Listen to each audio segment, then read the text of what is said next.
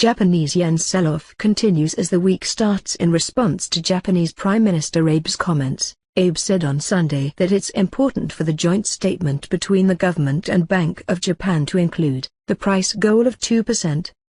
He criticized that the bank's current inflation target of 1% lacks strong determination.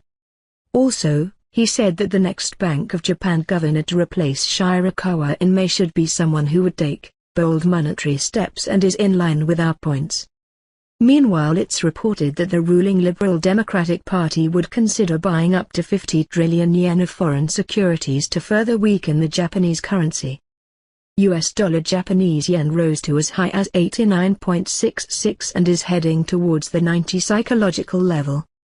Euro yen is also up as high as 119.97 and is heading to the 120 psychological level. Meanwhile, the euro continues to extend last week's post-tech rally. Euro-US dollar breached 1.34 today, Euro-British pound is pressing 0.83 and Euro-Swiss franc is also strong, jumping to as high as 1.2231. A Financial Times report said a Eurozone proposal has been drafted by Eurozone finance ministers that countries seeking help from the European Stability Mechanism must either invest alongside the fund or guarantee it against any losses.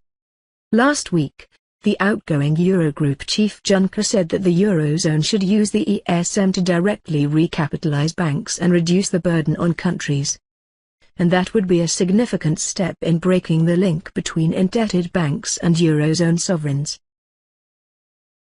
In the U.S., Chicago Fed Evans said that give more explicit conditionality, markets are more confident that Fed will provide the monetary accommodation necessary to close the large resource gaps that currently exist.